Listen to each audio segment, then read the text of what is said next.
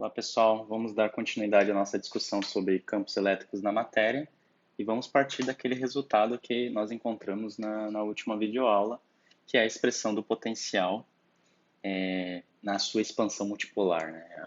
O potencial elétrico escrito como uma expansão de 1 sobre R que nos leva à forma dele como uma expansão multipolar.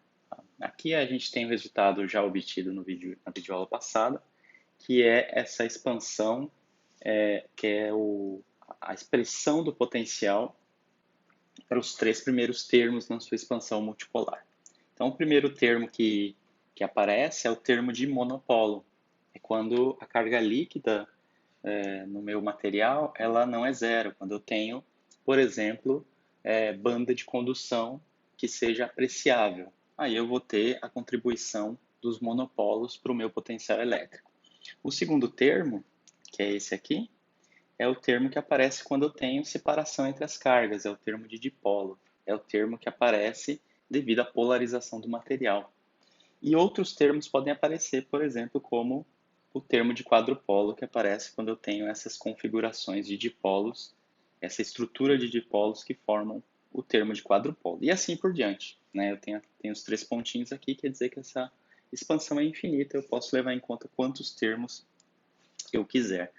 Mas aqui a gente tem que notar que o quanto contribui cada um desses termos, né? Se você olhar para um observador a uma certa distância dessa distribuição de carga, a gente vai ver que o que cai mais devagar, né, o termo que contribui mais, né, já que ele cai mais devagar, é o termo de monopolo, ele cai com 1 sobre R. O termo de dipolo cai com 1 sobre R ao quadrado, e o termo de quadrupolo cai com 1 sobre R ao cubo. Então, o termo de quadrupolo é o que mais cai mais rapidamente, você quase não observa ele. O termo de dipolo cai com 1 sobre R ao quadrado, e o que mais resiste é o termo de monopolo, isso se tiver carga líquida. Caso não haja carga líquida, então não existe o termo de monopolo.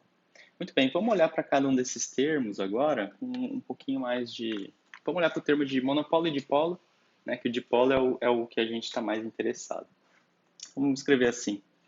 Potencial do monopolo, a gente já sabe, né? A gente já estudou a lei de Coulomb, já estudou o potencial de uma carga pontiforme, então a gente já sabe, mas vamos ver se a gente obtém o mesmo resultado a partir dessa nossa descrição em termos da expansão multipolar. Então, o potencial do monopolo é o primeiro termo que aparece nessa expansão, né? É esse termo aqui. Tá? Vamos escrever ele aqui embaixo.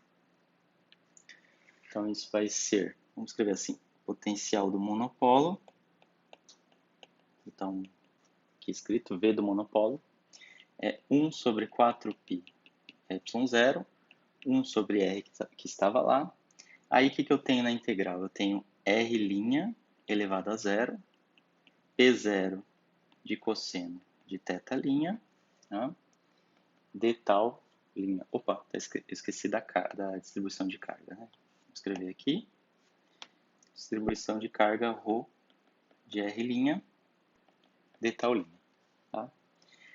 Aqui, R' elevado a zero é 1. O polinômio de Legendre P0 ele vale 1 também. E o que sobra aqui é 1 sobre 4π ε0, 1 sobre R, integral de ρ de tal linha. Então, o que sobrou aqui, pessoal, é uma integral da densidade. Uma integral da densidade de cargas no volume. E isso é a carga total. Então, isso aqui, no fim das contas, é a carga líquida. Carga total líquida, né? A carga livre que eu tenho. Que a gente chama de um Qzão. Então, no fim das contas, esse potencial do monopolo é 1 sobre 4πε0, Qzão sobre R. Tá? Que é o resultado que a gente já conhece. Tá? Que não poderia ser diferente. Então, a expansão multipolar que a gente fez, esse trabalho matemático mais formal, ele está de acordo com o que a gente espera dos experimentos, da lei de Coulomb, que se espera, ele está de acordo com o que a gente já discutiu. Tá? Vamos olhar agora para o termo de dipolo, que é o nosso grande interesse aqui. O termo de dipolo, é 1 sobre 4πy0, de novo, 1 sobre r ao quadrado, aí eu vou ter integral, aí eu vou ter r' elevado a n, né? Agora n vale 1, então vai ficar r', vezes o P1, que é o polinômio de Legendre correspondente. P1 de cosseno de θ', tá? Rho de r' de τ'. Esse P1 aqui, pessoal, ele vale justamente cosseno de θ'. Tá? Então vamos escrever aqui de novo. 1 sobre 4π ε0, 1 sobre r ao quadrado, integral no volume de r' cosseno de θ', rho r' de τ'. Tá? Se a carga total líquida é zero, o termo dominante vai ser esse termo de dipolo, né? Porque se eu tenho a carga líquida zero, eu não tenho o termo de monopolo, eu não tenho o potencial devido aos monopolos. Então, a primeira contribuição para o potencial elétrico e, consequentemente, para o campo elétrico é devido ao dipolo. Tá? E essa integral aqui, pessoal, dá para resolver, dá para fazer ela, mas eu vou precisar entender qual é a distribuição de cargas. Né? Preciso saber qual é a distribuição de cargas para poder fazer essa integral.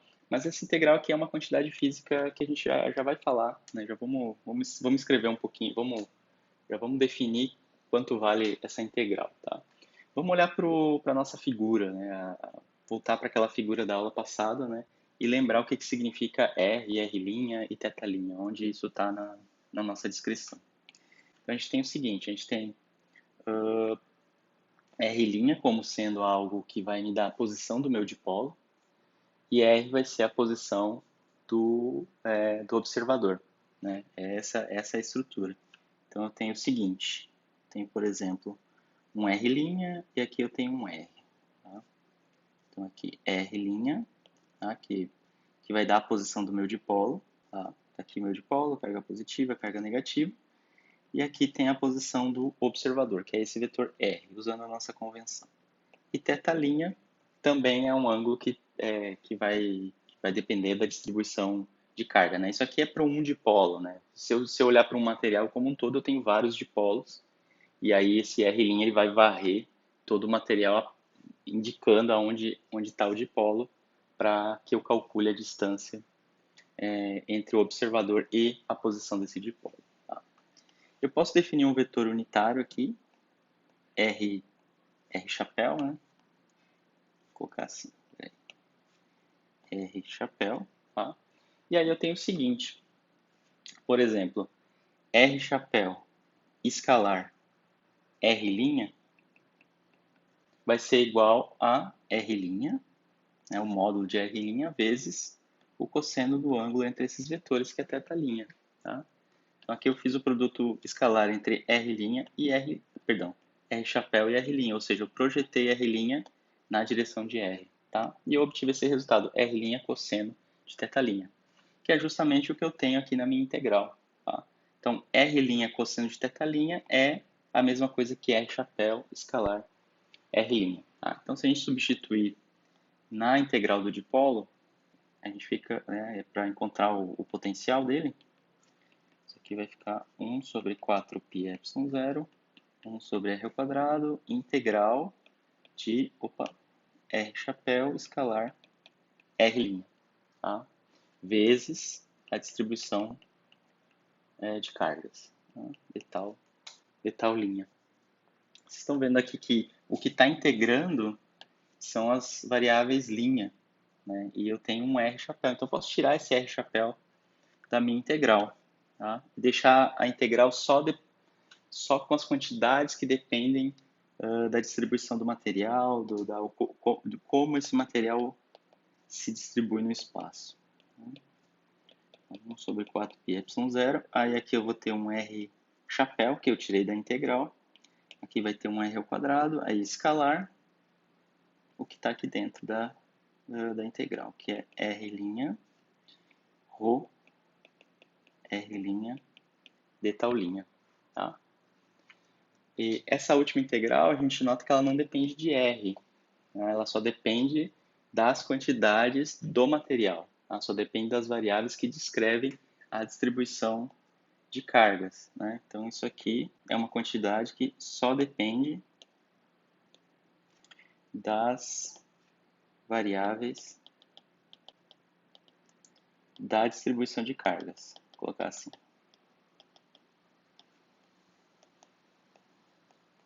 Tá? E essa quantidade a gente chama de momento de dipolo. Tá? Ela vai estar completamente associada à posição do dipolo e de como esses dipolos estão distribuídos no meu material. Tá? Então, a gente define essa quantidade, que é essa integral, como o nosso momento de dipolo. Então, eu vou ter, vamos escrever a letra P, minúscula, tá? A gente define como essa integral de R' ρ de R' de tal linha. Então, esse aqui é o nosso momento de dipolo. Deixa eu só escrever aqui. É o momento de dipolo. Ela precisa ser calculada. Não é difícil calcular ela. Se eu tenho um único dipolo, não é difícil. Eu até fiz nas notas de aula. Tá? Vocês podem olhar isso com bastante cuidado. É um cálculo simples, não é difícil. Tá? Eu acho que isso também tem em livros mais introdutórios do que o Griffiths, por exemplo. Você tem um cálculo para o momento de dipolo de maneira mais direta. Tá? A gente está fazendo desse estilo, usando integrais, usando a expansão multipolar, porque o que se pede, né, para esse entendimento mais avançado do eletromagnetismo. Então, toda essa integral que aparece aqui é o meu momento de dipolo. Está relacionado às quantidades que definem a localização do dipolo e de como esses dipolos estão espalhados no material. Então, como eles estão distribuídos. E aí, como é que fica o meu potencial? Meu potencial de dipolo vai ser 1 sobre 4πε0, tá? Como sempre. E aqui em cima vai aparecer R, chapéu, escalar P, escalar o momento de dipolo, né? O produto escalar entre eles, dividido por R quadrado. Tá? Então aqui a gente tem uma expressão bem legal para o momento de dipolo. Esse aqui é o momento... Opa, perdão. Esse aqui é o potencial. Né? Eu tenho uma expressão para o potencial elétrico do dipolo. Para um dipolo. Né? Se vocês lembrarem o que eu estou interessado em descrever diversos dipolos que estão distribuídos no material. Né? Por isso que eu vou usar daqui a pouco o conceito de polarização. Muito bem. Mas antes da gente passar para isso, é instrutivo que a gente calcule o campo elétrico devido a um dipolo elétrico. Então aqui eu tenho potencial, é fácil calcular as componentes do campo elétrico a partir da definição do campo elétrico em termos do divergente do potencial. Tá? Então vamos fazer isso. Isso também tem bastante detalhes nas notas de aula, se você quiser acompanhar, tá lá o resultado. Tá? Então, o campo elétrico do dipolo, vou escrever assim.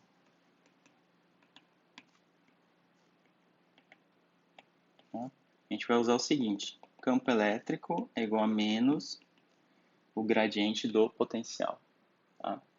Se a gente for escrever isso, o que é mais fácil, né, escrever isso em coordenadas esféricas, aí vocês podem olhar no livro, podem olhar uma tabela, enfim, onde isso está escrito. Você pode extrair de lá a expressão para o gradiente em coordenadas esféricas. Tá? E que é o que eu vou usar. Isso aqui é menos. Tá? Então aqui tem a componente radial, vai ser del V, del R, tá? Na direção R chapéu, mais 1 sobre R del V, del θ na direção θ chapéu, e mais 1 sobre R seno de θ del V del φ chapéu. O que eu estou fazendo aqui é simplesmente escrever o gradiente em coordenadas esféricas. Né? O gradiente em coordenadas esféricas aplicado à função escalar V. Tá? Daqui eu posso extrair cada uma das componentes do campo elétrico, né? Essa aqui é a componente radial, né? Isso levando em conta o sinal negativo, né? Então, menos del V, del R, R, chapéu, é a componente radial. Menos 1 sobre R, del V, del θ, θ, chapéu, é a componente θ, né? A componente polar, né? E menos 1 sobre R, seno θ, del V, del φ, φ, chapéu, é a componente azimutal do campo elétrico, a componente na direção do vetor φ, chapéu. Tá? Então, aqui eu tenho as três componentes do campo elétrico, e se eu somar elas dessa maneira, eu tenho o próprio campo elétrico, o vetor campo elétrico em qualquer ponto do espaço, devido ao dipolo elétrico. Tá? Então, eu vou calcular cada uma delas separadamente. A parte radial é menos del V, del R. Tá? E aí eu tenho que fazer essa derivada em relação a R, mas é só lembrando, né, como é que é o potencial, del R aplicado ao potencial. Isso é 1 sobre 4πε0. Aí, esse R, né, esse R chapéu escalar P, é basicamente o P cosseno de θ dividido por R quadrado. Tá? Então, isso aqui, no fim das contas, vai ser uma derivada só desse R, né? O resto aqui não depende de R. Então, isso aqui, no fim das contas, dá 2P cosseno θ dividido por 4π ε0 R ao cubo. Tá? Você pode querer cancelar esse 2 com esse 2 aqui, até pode, mas a gente deixa assim esse 1 sobre 4π ε0, que é uma coisa que você pode colocar em evidência depois, né? Quando você for escrever o campo elétrico todo. Né? A componente θ do campo elétrico vai ser uma derivada só da parte do cosseno, né? Lembrando que ela é 1 sobre R, del V, del θ. E isso aqui vai ser, vai ter sinal menos, mas quando eu for derivar em relação a θ, eu vou derivar esse cosseno, vai dar menos seno, e aí vai compensar esse sinal negativo. Então, isso aqui vai dar P, aí o seno θ,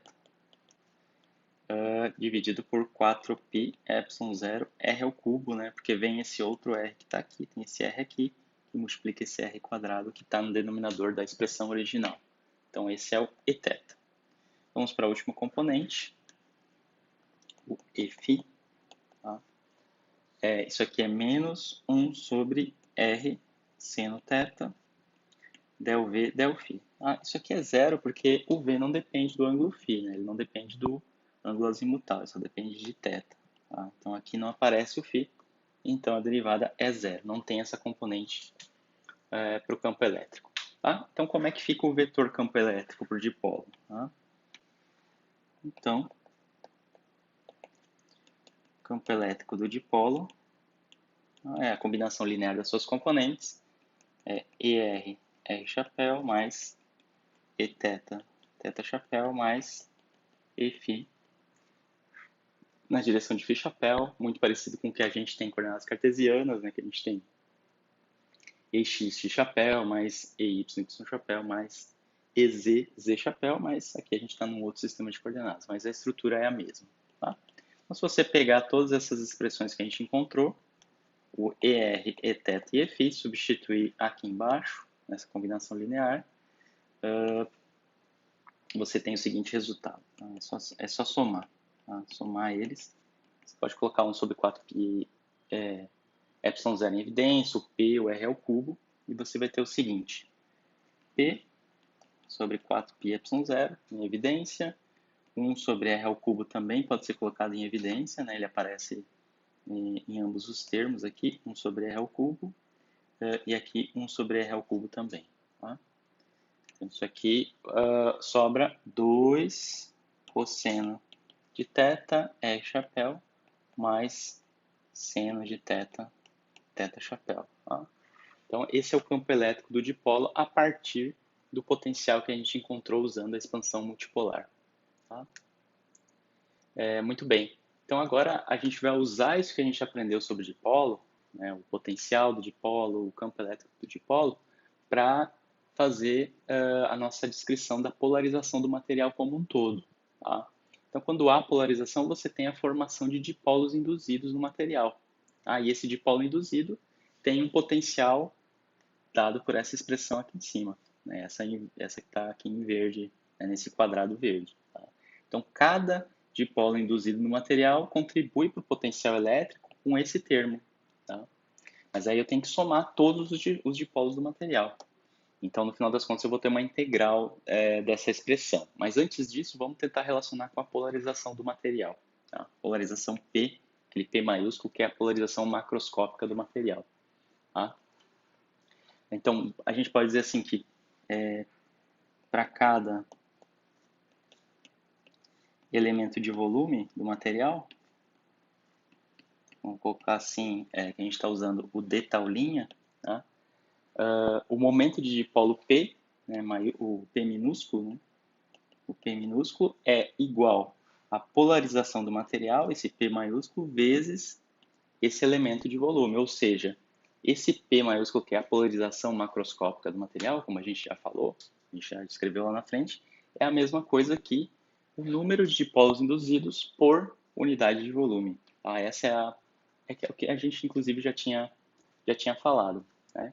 Então, para um único dipolo, né, como a gente já discutiu, para um único dipolo a gente tem que o potencial é 1 sobre 4πε0. Aqui eu não vou usar o Rzinho, chapéu, vou usar o R grande, tá, pessoal? Para deixar a nossa notação padrão. O R grande, que é a distância entre o observador e o dipolo, escalar o momento de dipolo dividido por R quadrado. Tá? Então, você tem assim, o seu material, você tem lá um dipolo induzido nesse material, né, que é esse Pzinho, tá? E esse R maiúsculo é a distância entre você, né, que está aqui, o observador, e a posição do dipolo. Tá? É o R grande, é o R maiúsculo, que é a subtração, né, que é a diferença, cujo módulo, né, vamos colocar já o módulo, cujo módulo é a diferença entre a posição do observador e a posição do dipolo. Tá? É esse mesmo R que a gente vem trabalhando desde sempre. Tá? Então, esse R é dado por isso. O vetor unitário R chapéu, R maiúsculo, vai ser o próprio vetor R menos R', dividido pelo seu módulo, R menos R'. Tá? A definição de vetor unitário. Tá? Então, vamos substituir essas expressões do R maiúsculo. Então, V vai ficar 1 sobre 4πε0. Aí aqui o que eu tenho? Eu vou ter, vamos colocar assim, R menos R', que é um vetor, que é o R maiúsculo chapéu, escalar P, tá? Dividido por módulo de R menos R' ao cubo, né? Porque eu tenho o R menos R' do R quadrado, e aqui eu venho com mais um R menos R' que vem do vetor unitário. Dá para deixar assim, se você quiser. É uma expressão que muitos livros gostam de utilizar. Tá? Mas o nosso ponto aqui agora é relacionar esse meu P que aparece no momento de dipolo com a polarização macroscópica. Então a ideia é a seguinte: se esse V que está aqui é o potencial de um único dipolo, e a gente sabe que o P é a polarização vezes o elemento de volume, se eu substituir esse Pzinho aqui na expressão do potencial, o que vai acontecer? Eu vou ficar com V igual a 1 sobre 4πε0, R maiúsculo, escalar, agora é P maiúsculo, né, que eu estou fazendo a substituição, P d taulinha R quadrado. Tá? Então, o que eu estou dizendo, eu só substituir, né? Em vez de eu usar o momento de dipolo, de um único dipolo, eu estou usando a polarização como variável para me descrever essa distribuição de dipolos no material. Mas isso é para um dipolo, continua sendo para um dipolo. Então, se eu quiser todo o material, o potencial de todo o material, a gente precisa integrar essa expressão. Então, devemos integrar em todo o volume do material. Então, devemos integrar esta expressão para obter o potencial devido a todos os dipolos.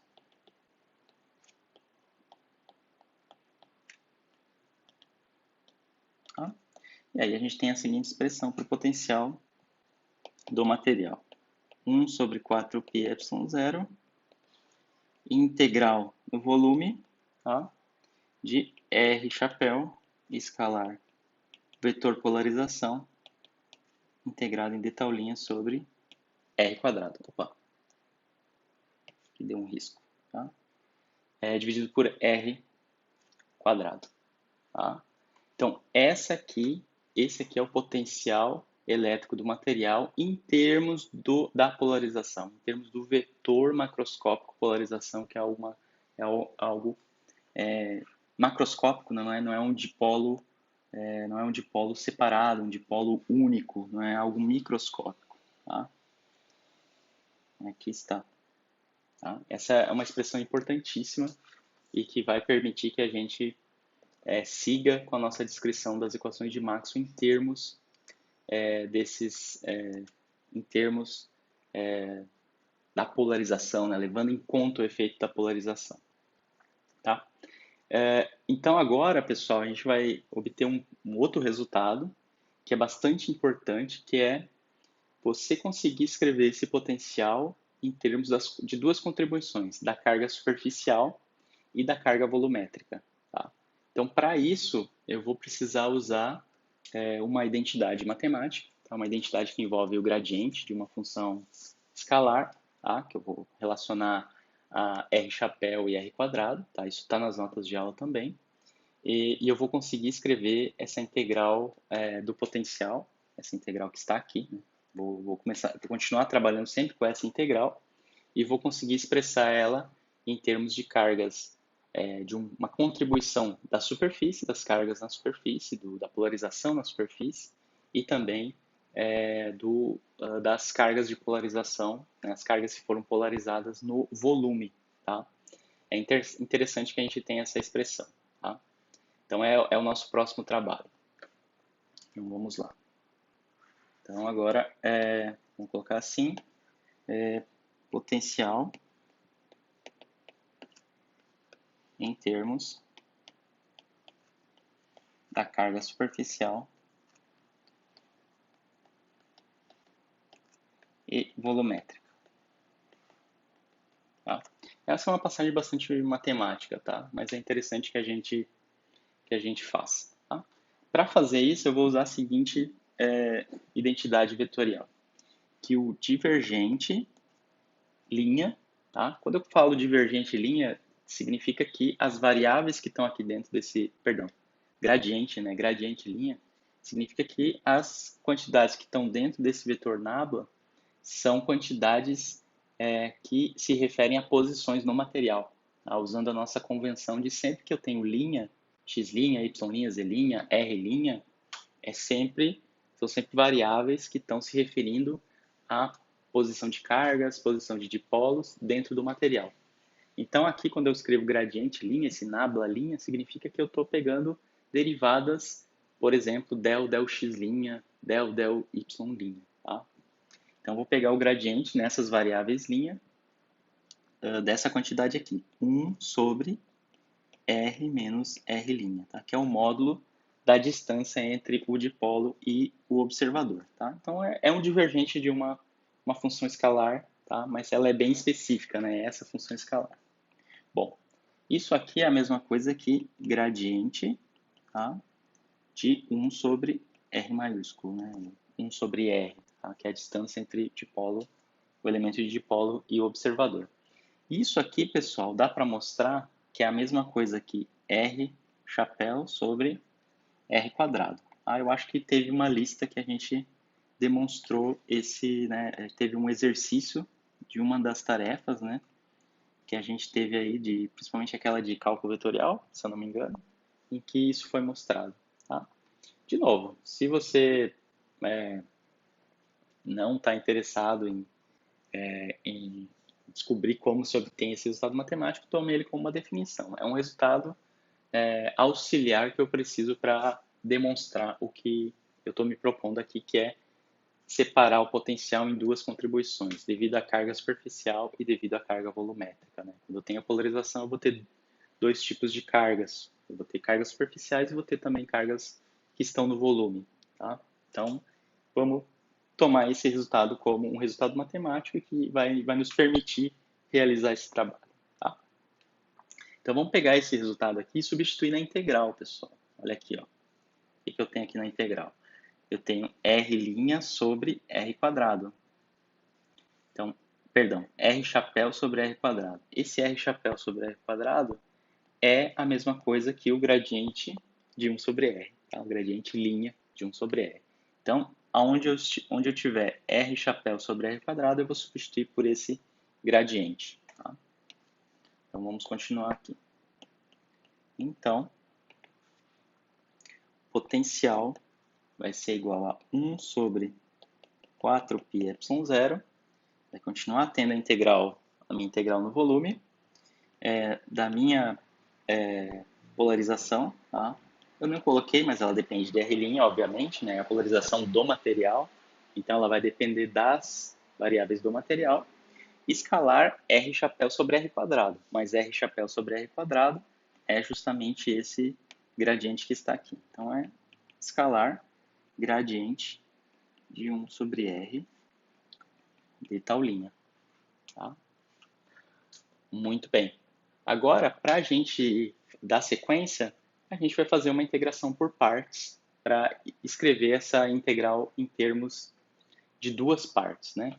Então, ao invés de eu considerar esse integrando aqui, eu vou considerar o gradiente, o divergente de todo esse integrando, tá? É uma passagem que vai ficar clara, eu espero, mais para frente. Então, antes de continuar, a gente faz uma integração por partes. Então, integrando por partes, tá? Eu tenho o seguinte, tá? Eu vou considerar a seguinte expressão. Eu vou considerar o divergente, linha, de 1 sobre R, maiúsculo, vezes P. Tá?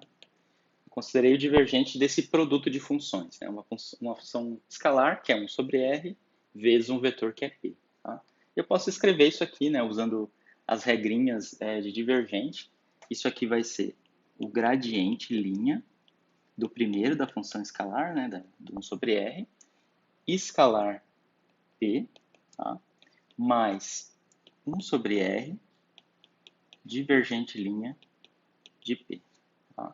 É como se fosse a regra do produto de derivadas, né? Eu faço a derivada do primeiro, né?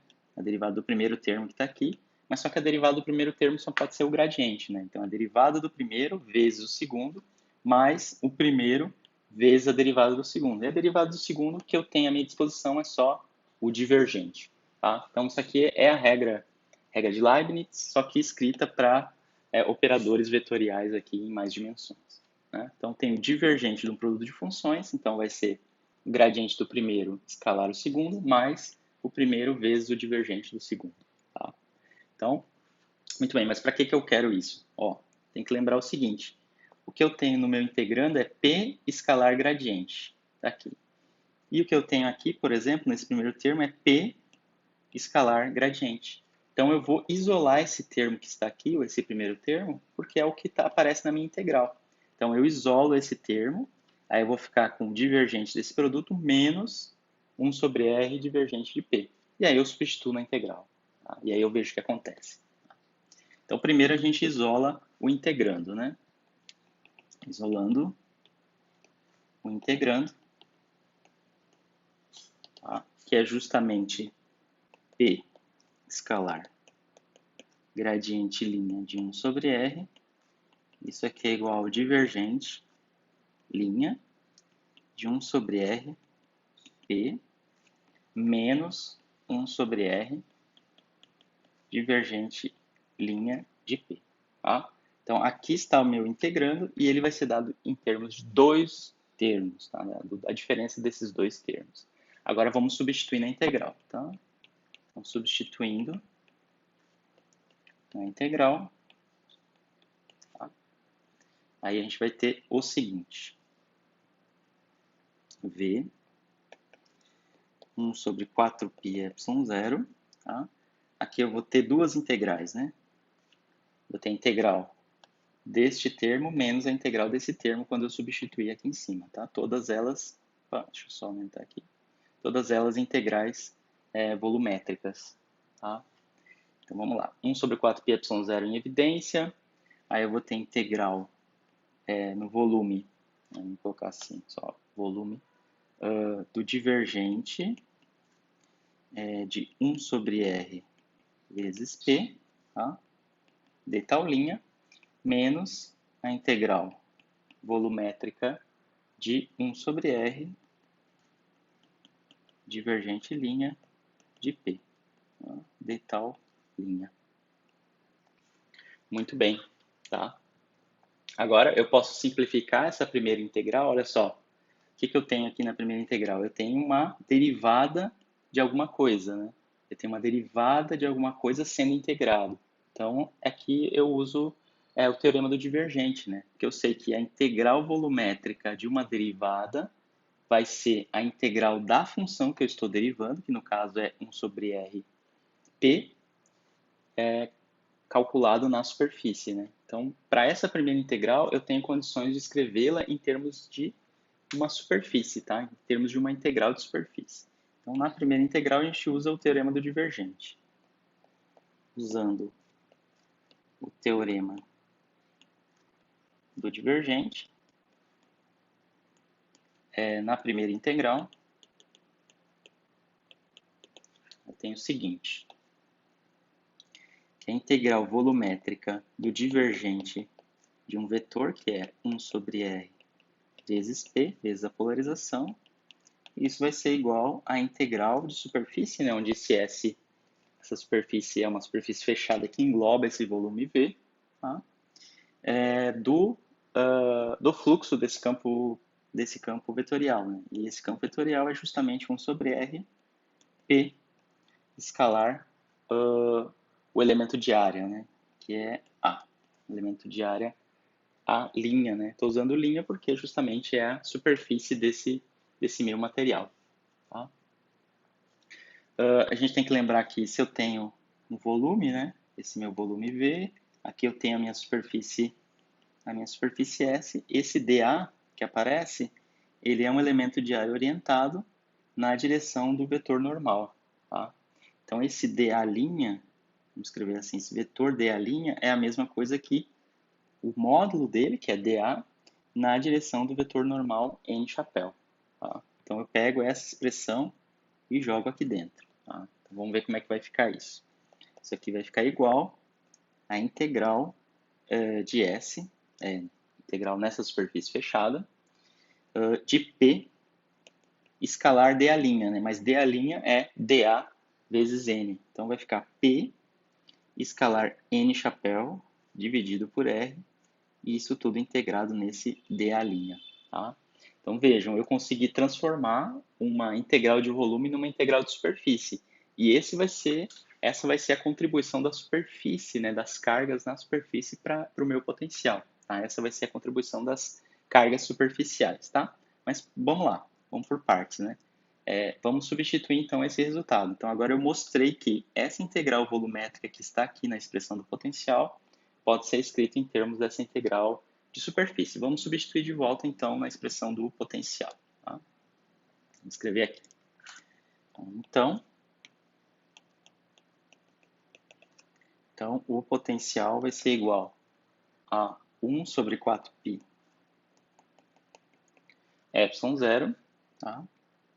Agora, em vez de escrever aquela integral volumétrica, vamos escrever esse resultado aqui, que é essa integral de superfície. Tá?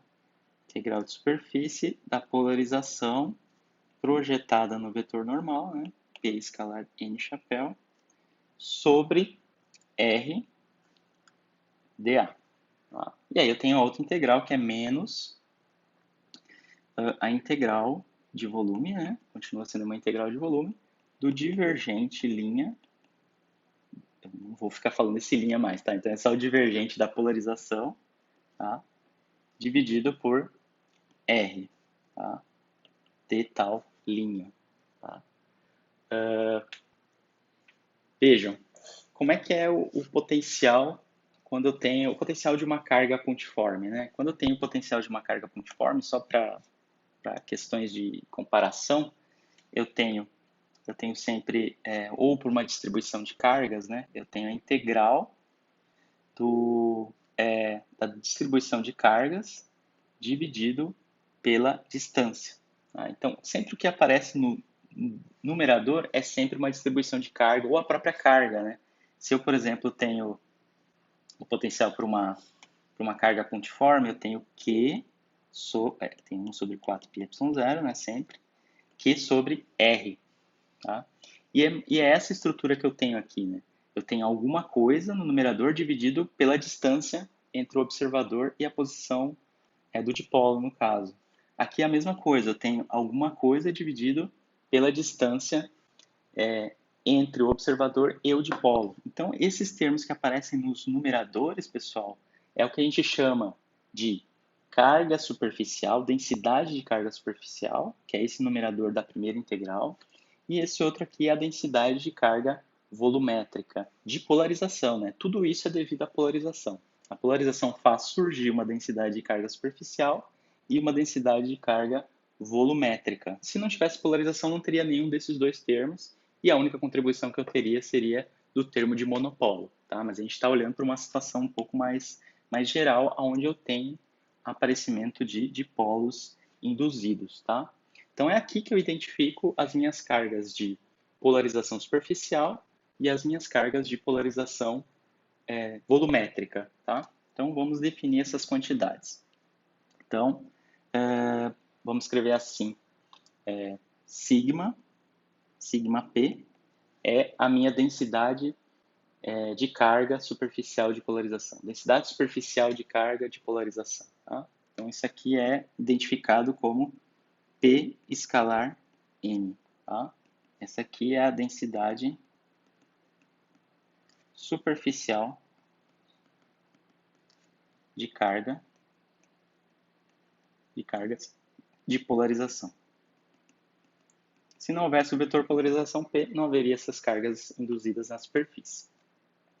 E eu também vou identificar um ρ P, tá? Sempre vem com esse índicezinho P para dizer que está se referindo à polarização. Isso aqui é identificado como menos o divergente do vetor polarização. Tá? Vou botar uma linha aqui. Então, essa aqui é a densidade volumétrica de cargas de polarização. Então, aí eu consegui meus dois termos, né? As minhas duas contribuições para o potencial. Então, como é que fica essa expressão para o potencial finalmente? Então, o potencial vai ser 1 sobre 4π ε0, tá? O primeiro termo superficial, integral de superfície, do sigma P, tá? Que é a minha densidade superficial de cargas de polarização, dividido por R e integrado em dA'. Tá? Mais agora o termo devido à polarização volumétrica, né? As cargas que estão no volume.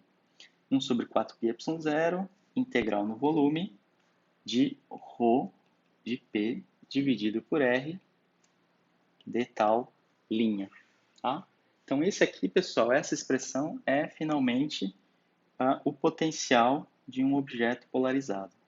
Tá? Eu vou ter cargas induzidas tanto na superfície quanto no volume devido a essa mudança na distribuição de cargas. Né? Eu vou ter uma separação entre cargas positivas e negativas, e isso vai criar um momento de dipolo que vai levar à polarização macroscópica do material. E essa polarização ela se traduz no aparecimento de cargas, né, cargas superficiais e cargas volumétricas. E essas duas contribuem dessa maneira para o potencial que eu vou medir a uma certa distância. Tá? Então, é basicamente esse o resultado bem importante que a gente tem, né, que esse aqui a gente pode escrever assim, é o potencial, só para deixar registrado, potencial elétrico de um objeto polarizado.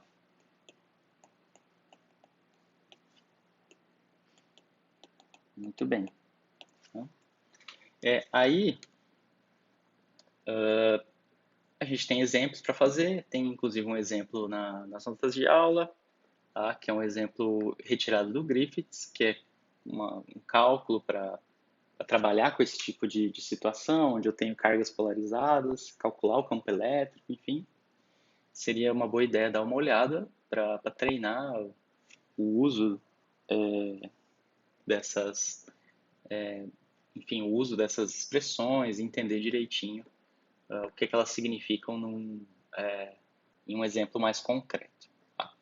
O último ponto que eu quero abordar aqui, pessoal, é a definição do vetor deslocamento elétrico e a generalização da lei de Gauss, levando em conta materiais polarizados, né? levando em conta dielétricos, né? Que até agora a gente olhou para a lei de Gauss apenas considerando cargas livres, sem levar em conta as cargas que estão polarizadas, tá? Então, vamos para o nosso último tópico dessa unidade, tá? Então, vamos definir o deslocamento elétrico. A gente já vai falar exatamente o que é o deslocamento elétrico e também generalizar a lei de Gauss. Tá? Deslocamento elétrico e lei de Gauss. Tá? Então, a gente tem que a polarização ela contribui com dois tipos de cargas, né, com dois tipos de distribuição de cargas, que é a distribuição volumétrica, tá, que é ρ de P, que a gente definiu como menos o divergente do vetor polarização. E também com as cargas superficiais, que são dadas pela projeção do vetor polarização no vetor normal à superfície. Tá? Então, a gente tem esses dois tipos de cargas, né? Bom, se agora, se eu olhar para um caso mais geral, em que eu tenho um material que tem cargas de polarização, tá? Mas também, além das cargas de polarização volumétricas, ele tem cargas livres, ele tem banda de condução, que em geral, os materiais sempre têm uma banda de condução, por menor que ela seja. Então, a densidade de carga total, a densidade total de cargas volumétricas que eu posso ter, né, se eu considerar também cargas de condução, né, na banda de condução, então a densidade total de cargas, vamos colocar assim, vai ser as cargas de polarização mais as cargas devido à banda de condução, as cargas livres. Então, esse aqui é a polarização, é devido à polarização. Isso aqui é devido à banda de condução. São as cargas livres. Essas cargas livres é o que a gente vem tratando. Antes de tratar de polarização, a gente está sempre se referindo a cargas livres, né? A gente está sempre se referindo a cargas na banda de condução. Então, a lei de Gauss que a gente obteve é a lei de Gauss devido às cargas livres, tá? Que estão na banda de condução. Mas agora a gente tem o efeito da polarização e a gente quer saber como é que fica a lei de Gauss nesse caso. Tá? Então, vamos lá, vamos partir da lei de Gauss que a gente já conhece para cargas livres, que é divergente do campo elétrico é igual a 1 sobre ε0 vezes a densidade de cargas. Tá? Mas essa densidade de cargas agora ela tem dois termos. Né? Ela tem o termo de polarização mais o termo de cargas livres. Tá? Então, bom, a gente pode escrever assim, né, que ρ é igual a ε0 vezes o divergente do campo elétrico. Tá? Mas esse ρ agora, como eu falei, tem dois termos. Tem o termo de polarização e o termo de cargas livres. Então, isso aqui é igual a ρ de polarização mais o ρ de cargas livres. Tá? Muito bem. Então, a gente fica com ε0 vezes o divergente de E igual a ρp mais ρl. ρp polarização, ρl cargas livres. Mas como é que é esse ρ de polarização? A gente sabe, né? O ρ de polarização é menos o divergente do vetor polarização. Tá? Isso aqui é menos o divergente do vetor polarização mais ρ de L. Tá? Então, no fim das contas, eu tenho ε0 divergente de E igual a menos divergente de P mais ρ de L. Tá? Vamos juntar esses divergentes, né? Vamos pegar esse divergente de P menos divergente de P, passar para cá e juntar tudo embaixo do mesmo sinal de divergente. Então, isso aqui vai ficar divergente, tá? De ε0 vezes Z, que já estava aqui, tá? ε0 vezes Z, vezes o campo elétrico, né? Mais o campo de polarização. E isso aqui é igual a ρ livre, né? Então, aqui a gente define o vetor de deslocamento elétrico, né? Isso que está aqui no colchete é o que a gente chama de deslocamento elétrico. É um deslocamento elétrico porque, no sentido, você tem o campo elétrico das cargas livres mais o vetor polarização. Você desloca o seu campo elétrico, né? Você soma um outro vetor ao vetor campo elétrico, por isso que se dá o nome de deslocamento elétrico. Tá? A gente define o deslocamento elétrico. Tá? Então, definindo o deslocamento elétrico,